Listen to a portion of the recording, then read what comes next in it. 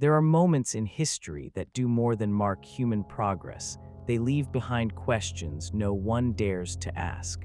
On July 20th, 1969, Neil Armstrong stepped onto the surface of the moon. The world stood still. A dream that had lasted for millennia had finally come true. That's one small step for man, one giant leap for mankind. His voice echoed across space and into eternity. But something changed after that moment. Armstrong became silent. He refused interviews. He withdrew from the world he had once inspired. He wasn't the only one. The men who followed, those who also walked on the moon, faced strange misfortunes. Some battled depression. Some suffered from illness. Some never fully returned to normal life. Was it coincidence, or had they unknowingly crossed a line? A boundary between worlds, between triumph and something else, some now wonder. Could setting foot on the moon come with a price? A silent cost no one could have foreseen. Today's video takes you deep into this shadow. We'll explore the mysterious patterns that link these astronauts and ask a question science has never dared to answer. And don't forget, you might just change your luck if you like and subscribe before this video ends. To understand the shadows that followed the moonwalkers, we have to return to a darker time, the early 1960s. The world was still haunted by the ashes of World War II, and a new kind of war had begun, not on land. Not at sea, but in space. The Cold War between the United States and the Soviet Union had taken a new shape, a battle of rockets, satellites, and human courage. And in this race for the stars, failure was not an option. Every launch was more than science. It was politics. It was power. It was proof that one system could dominate the future. The Soviet Union took the early lead. They launched Sputnik, the world's first artificial satellite. They sent Yuri Gagarin, the first human, into space. But behind their triumphs lay a grim reality: dozens of failed tests, countless anonymous deaths, and then in 1960, a catastrophe. A massive rocket explosion, one of the worst in aerospace history, killed over 160 Soviet scientists and engineers. Among them, Marshal Mitrov in Netherlands. The world never saw the footage. The truth was buried deep under propaganda and fear. Meanwhile, across the ocean, America was watching and trembling. Could the dream of reaching the moon justify the risk of losing human lives in the void of space? What if astronauts were stranded forever, floating corpses in orbit, or skeletal remains on a lifeless world? Many of President John F. Kennedy's closest advisors urged caution. Jerome Wiesner, his own science advisor, warned him against risking human life in such a dangerous race. But Kennedy didn't hesitate. On September 12, 1962, standing under the Texas sun at Rice University, he declared, "We choose to go to the moon in this decade and do the other things, not because they are easy, but because they are hard." It was more than a speech. It was a vow, a challenge to fate itself. But fate does not surrender easily. On January 27, 1967, tragedy struck. During a routine test, the Apollo 1 command module erupted in flames. The environment was saturated with pure oxygen. 3 astronauts, Gus Grissom, Ed White, and Roger Chaffee, died within seconds. Their remains were fused to the metal of the capsule, and America was shaken. Some said it was a sign that humanity was never meant to go so far so fast. But NASA refused to back down. Through pain and loss, through setbacks and redesigns, thousands of scientists and engineers worked tirelessly. Piece by piece, dream by dream, the mission that once seemed impossible began to look just barely within reach. As the moon drew closer, NASA faced a decision that was far more symbolic than technical. Who would be the first to step onto the lunar surface? It wasn't just about protocol, it was about legacy. Buzz Aldrin, the lunar module pilot, assumed it would be him. After all, on past missions, the commander usually stayed on board while the pilot performed the extravehicular activity. Aldrin was confident, even expectant. But behind closed doors, something shifted. NASA began to realize this moment would echo through history. The first human to step onto another world would become a symbol, not just for America, but for all of humanity. They needed someone who embodied calm, humility, and selflessness. Not just a skilled astronaut, but a quiet pillar of character. And so the decision was made. Neil Armstrong would be the first. When Aldrin learned the news, he was disappointed. He tried to rally support from other astronauts, hoping to change the decision. But instead, his actions only confirmed NASA's concerns about ego and optics. Meanwhile, Armstrong never lobbied, never questioned. He simply worked. He trained. He prepared. He stayed silent. And then came the moment that erased all doubt. On May 6, 1968, Armstrong was testing the Lunar Landing Training Vehicle, an unstable, skeletal craft designed to simulate the moon's gravity.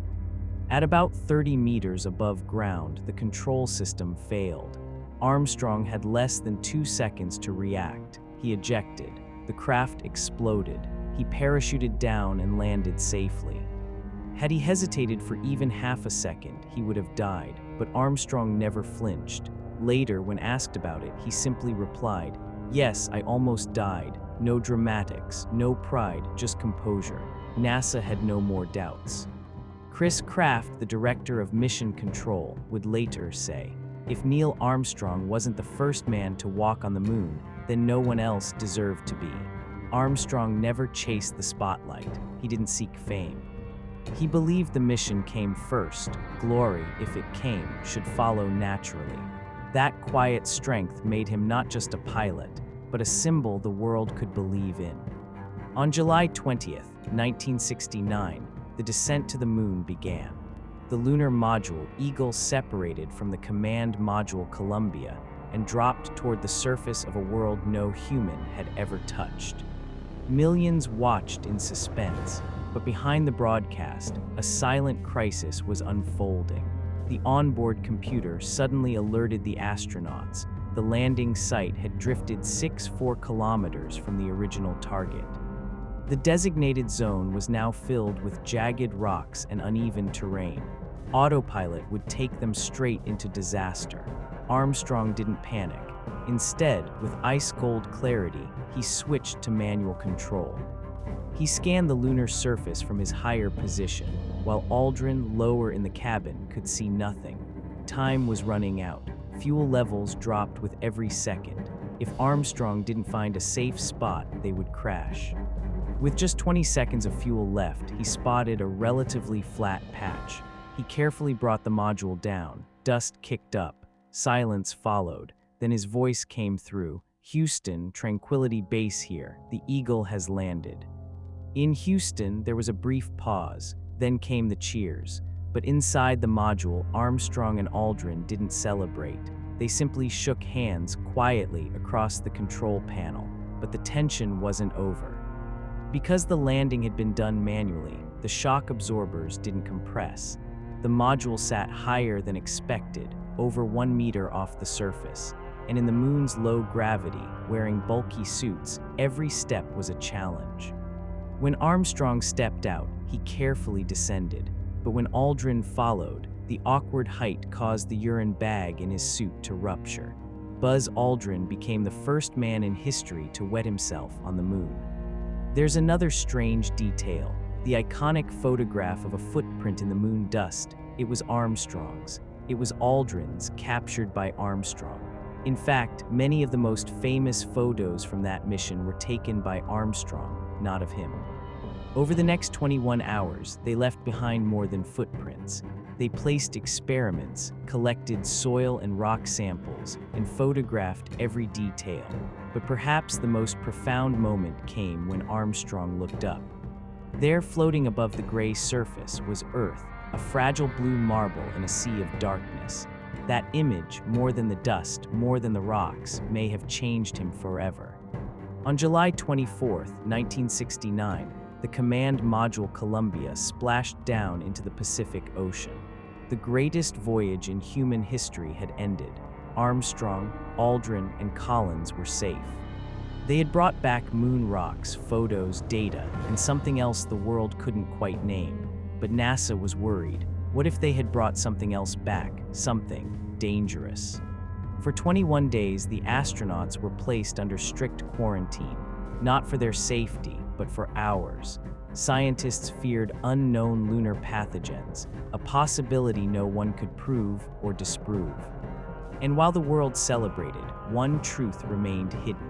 President Richard Nixon had already prepared a funeral speech in event of moon disaster.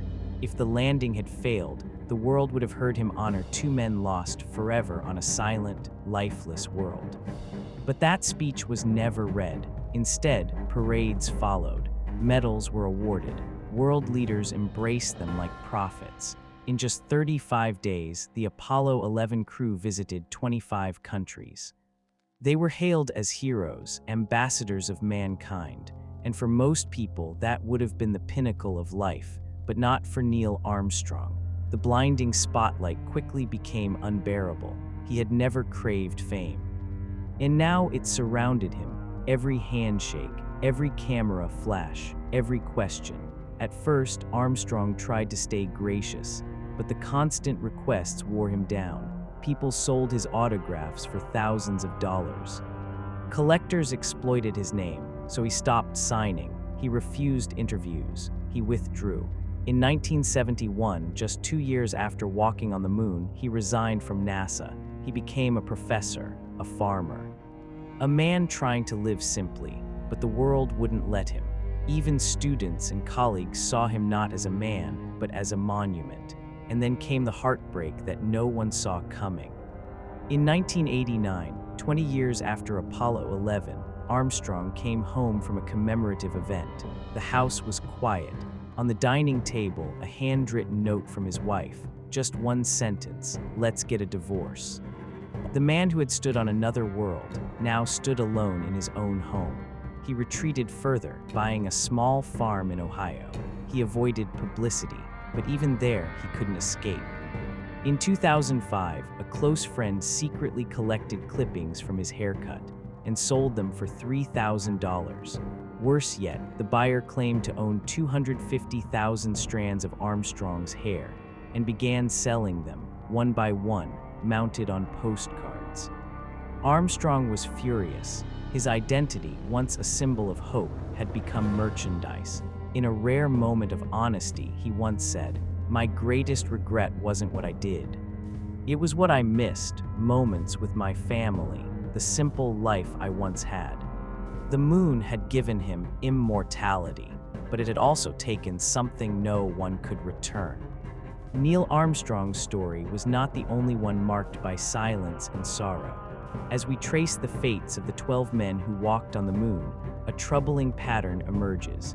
A string of tragedies, scandals, and misfortunes that go far beyond coincidence. Buzz Aldrin, the second man on the moon, fell into a spiral of depression and alcoholism. He struggled to find meaning after returning to Earth, his fame becoming a burden instead of a gift. Pete Conrad, who walked on the moon during Apollo 12, died in a sudden motorcycle accident in 1999, not in space, not on a mission, but on a straight, empty stretch of road. Alan Shepard, commander of Apollo 14, succumbed to leukemia. James Irwin, also from Apollo 15, had a heart attack on the moon.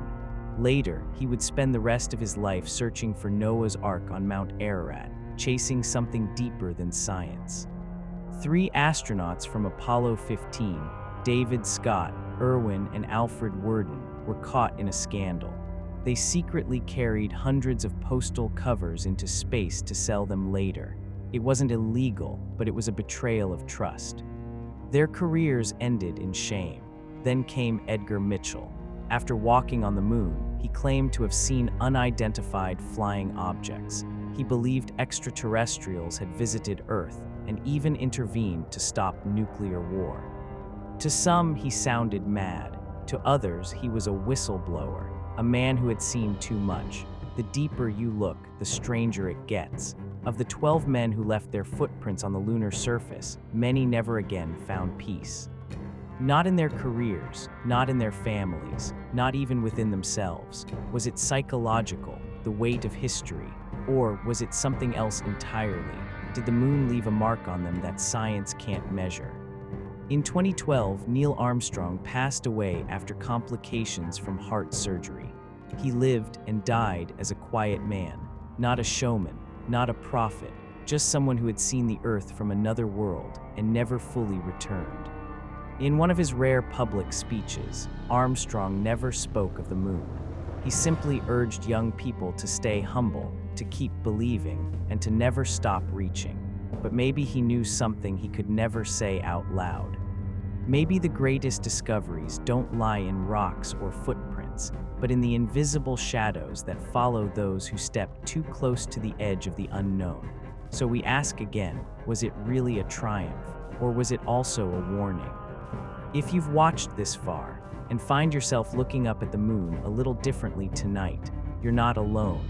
And don't forget, you might just change your luck if you like and subscribe before this video ends.